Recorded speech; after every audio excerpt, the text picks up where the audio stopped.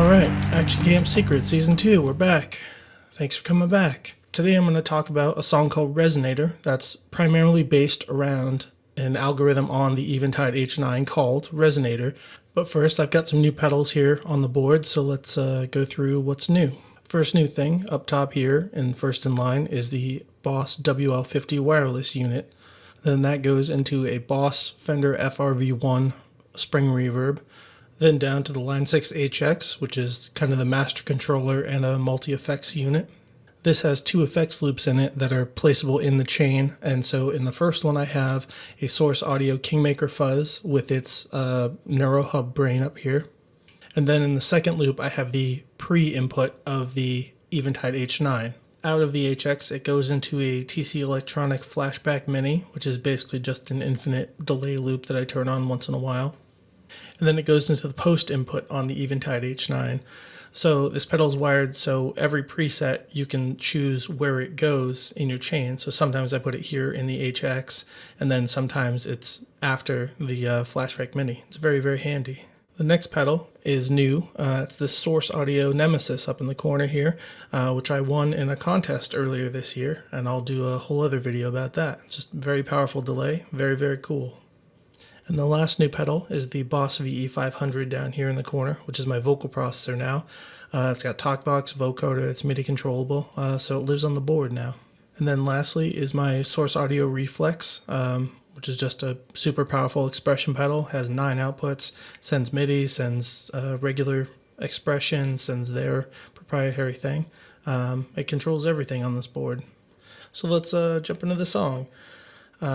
This song's based around the Eventide Resonator algorithm, which is, the easiest way to explain it is 4 resonant comb filters that are all tunable, and then there's a delay in it as well, so they can either trigger as a sort of drony chord, or you can pan them out so it can kind of play a sequence, which is how I use it in this song.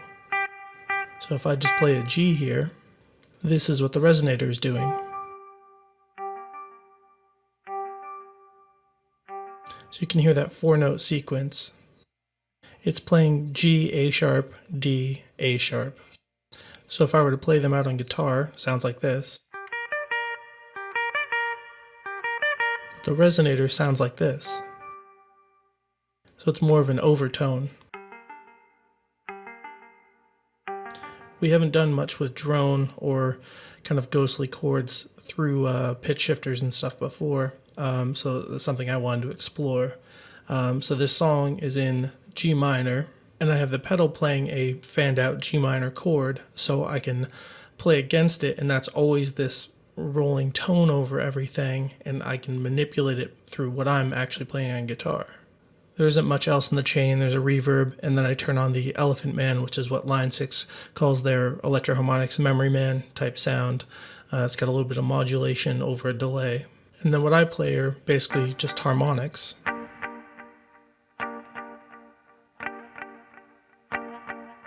Up on the 12th fret. And then you put the resonator through the delay. And that gives you these nice bouncy chords. Another part of this arrangement is a percussion loop, which you heard up top. And my delay is synced to the timing of that, so I'm playing against it.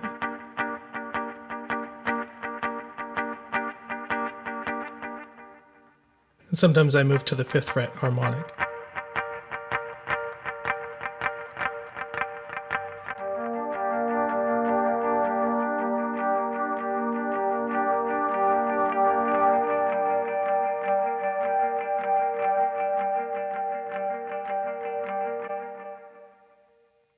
Then the other variation is I start playing these kind of strummy post-punk chords against the resonator.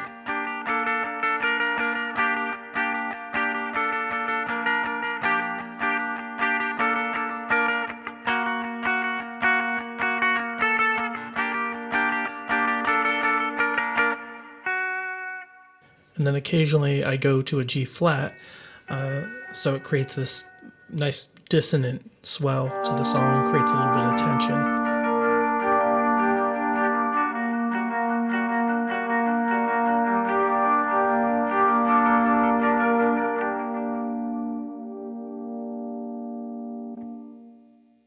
So that's the core of this song.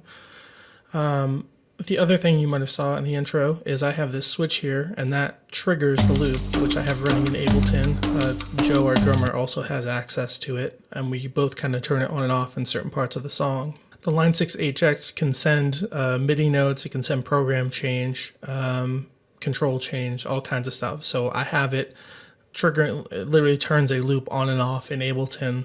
It's a momentary switch. As a quick side note, one of these other videos I'm going to do will break down kind of the MIDI and the interaction between Ableton and MIDI guitar pedals. It seems daunting, but if you really break it down, it's actually not too bad, and it's a very powerful thing to have. Anyway, in the chorus of the song, I turn on the Kingmaker up top, which is using sort of a big muff sound, and when you run the resonator and the delay and everything through it, you can get these really big kind of synthy chords.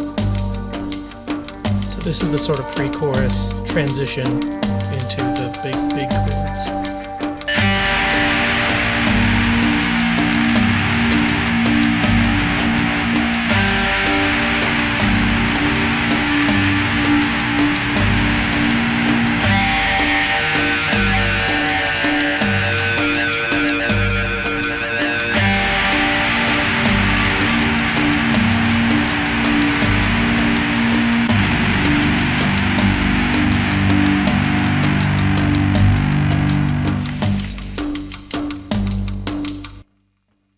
Now all I'm doing there is a 12th fret harmonic, 5th fret harmonic, and letting them kind of ring out. And then I have this other Bucket Brigade delay that's just kind of set to a slapback, and it's on a momentary switch, and sometimes I just use it to push a little bit more delay on everything happening.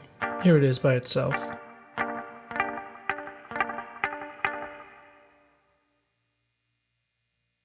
And then as the song goes on, later on, I'll switch over to the flashback delay because it just makes this big infinite sound, and I can just let that all swell out while Maura and Joe keep going.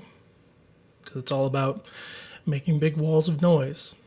The last bit that uses the resonator is sort of a guitar solo, which is not really a thing we do in this band very much. But I'm basically just playing a G harmonic minor scale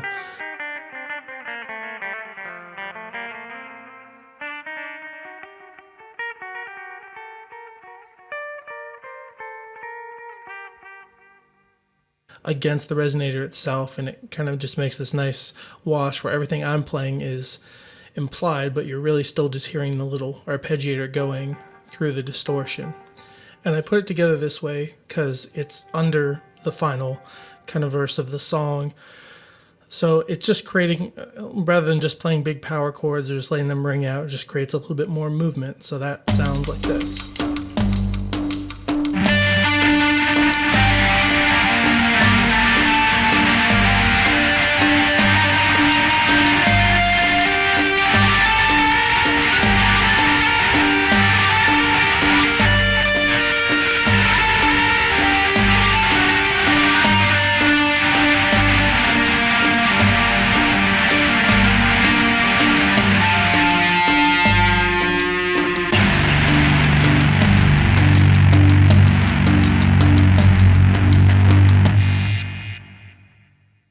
So there you go, that's Resonator.